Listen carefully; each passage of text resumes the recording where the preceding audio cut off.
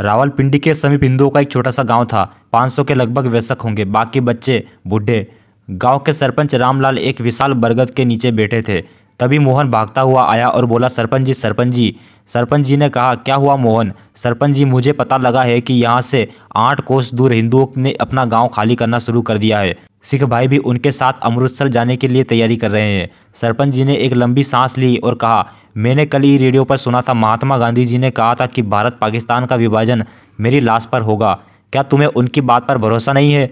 मोहन बोला, सुना तो मैंने भी था कि जवाहरलाल नेहरू जी ने कहा है कि हिंदू आश्वस्त रहे, भारत के कभी टुकड़े नहीं होंगे। तुम लोग लाहौर और रावलपिंडी में आराम से रहो। पर जिस गांव की मैं बात कर रहा हूं, उस गांव पर पिछली रात को चारों ओर से मुस्लिम दंगाइयों ने इकट्ठे होकर हमला कर दिया था। उनकी संपत्ति लूट ली, दुकानों में आग लगा दी। मैंने तो यह भी सुना है कि किसी गरीब हिंदू की लड़की को भी उठाकर ले गए। भय के कारण उन्होंने आज ही पलायन करना शुरू कर दिया है। सरपंच जी बोले, देखो मोहन, हम यहाँ पर सदियों से रहते आए हैं, एक साथ ईद दिवाली बनाते हैं, नवरात्र के व्रत रखते हैं, रोजे रखते आए हैं, हमें डरने की कोई ज़रूरत नहीं है, तुम आश्वस्त रहो। मोहन सरपंच जी की बात सुनकर चुप हो गया, मगर उसके मन में रह रहकर यह मलाल आता रहा कि सरपंच जी को कम से कम गांव के हिंदुओं को इकट्ठा कर सावधान अवश्य करना चाहिए था। अभी 2 ही दिन बीते थे, चारों ओर के गांवों के मुसलमान चौधरी इकट्ठे होकर सरपंच से मिलने आए और बोले, हमें मुस्लिम अमन कमेटी के लिए चंदा भेजना है, आप लोग चंदा दो। न नुकार करते हुए भी सरपंच जी ने गांव से 50,000 रुपया इकट्ठा करवा दिया। 2 दिन बाद फिर आए और बोले, और दो। सरपंच जी ने कहा कि अभी तो दिया था। बोले कि कम पड़ गया है, और दो। तुमने सुना नहीं 8 कोस दूर हिंदुओं के गांव के साथ क्या हसरा हुआ है? तुम्हें अपनी सुरक्षा चाहिए या नहीं? सरपंच जी ने इस बार भय से 70,000 इकट्ठा कर दिए। 2 दिन बाद बलूच रेजिमेंट की लोरी आई और हिंदुओं को इकट्ठा कर सभी हथियार, यहाँ तक कि लाठी तलवार सब जमा करके ले गई। बोली कि यह दंगों से बचने के लिए है। कुरान पाक की कसम खाकर रक्षा का वायदा भी कर गई। 9वें दिन गांव को मुसलमान दंगाइयों ने घेर लिया। सरपंच को अचरज हुआ जब उसने देखा कि जो हथियार बलूच रेजिमेंट उनके गांव से जब्त करके ले गई थी, वही हथियार उन दंगाइयों के हाथ में थे।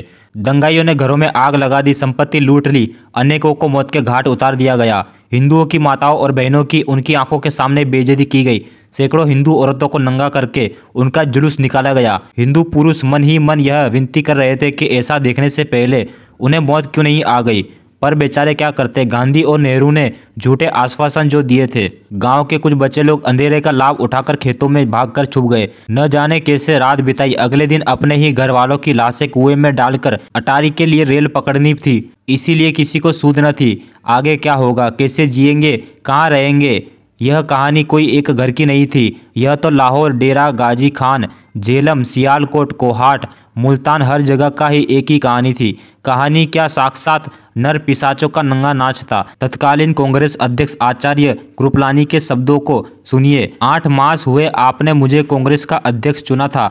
महात्मा गांधी ने प्रार्थना सभा के भाषण में कहा था कि मुझे फूलों का मुकुट नहीं पहनाया जा रहा है, बल्कि कांटों की सेज पर सुलाया जा रहा है। उनका कहना बिल्कुल ठीक है। उनकी घोषणा होने के 2 दिन बाद मुझे नोआखली जाना पड़ा। वहां से बिहार और अभी मैं पंजाब होकर आया हूँ। नोआखली में जो देखा मैंने वह मेरे लिए नया अनुभव था, लेकिन बिहार में जो मैंने देखा वह और भी नया, और पंजाब में जो देखा वो और भी अधिक था। मनुष्य मनुष्य नहीं रहा। स्त्रियां बच्चियों को साथ लेकर इज्जत बचाने के लिए कुएं में कूद पड़ी। एक स्थान में 370 स्त्रियों और बच्चों ने अपने आप को आग के भेंट कर दिया। आचार्य कृपलानी के ये शब्द है। गांधी बापू और नेहरू जो पहले कहते थे कि पाकिस्तान हमारी लाश पर बनेगा, अब कहने लगे कि हमने देश का विभाजन डरकर नहीं किया। जो खून खराबा हर तरफ हो रहा है, उसी को रोकने के लिए किया। जब हमने देखा कि हम किसी भी तरह मुसलमानों को नहीं मना सकते हैं, तब ऐसा किया गया। देश को तो 1942 में ही आज़ाद हो जाना था। अंग्रेजों ने देश छोड़ने से पहले मुस्लिम लीग को आगे कर दिया। जिन्ना ने मांगे रखने शुरू कर दी। मैं न मानूं की रट लगाए जिन्ना तानाशाह की स्थिति अर्जित करके कायदे आजम बन गया। बात बात पर वॉक आउट की धमकी देता था। कभी कहता था विभाजन कमेटी में सिखों को मत लो, अगर लिया तो मैं बहिष्कार कर दूंगा। कभी कहता सभी कमेटियों का प्रधान किसी मुसलमान को बनाओ, नहीं तो मैं उठकर चला जाऊंगा। मेरठ, पानीपत, सहारनपुर, दिल्ली, सारा देश जल उठा। आखिर कांग्रेस को विभाजन स्वीकार करना पड़ा। मुसलमानों को उनका देश मिल गया, लेकिन हिंदुओं को क्या मिला? एक हिंदू राष्ट्र के स्थान पर एक सेक्युलर राष्ट्र, जिसमें बहुसंख्यक हिंदुओं के अधिकारों से ज़्यादा अल्पसंख्यक मुसलमानों के अधिकार है। पाकिस्तान में बचे हुए हिंदुओं के अधिकार की कोई चर्चा भी नहीं छेड़ता है।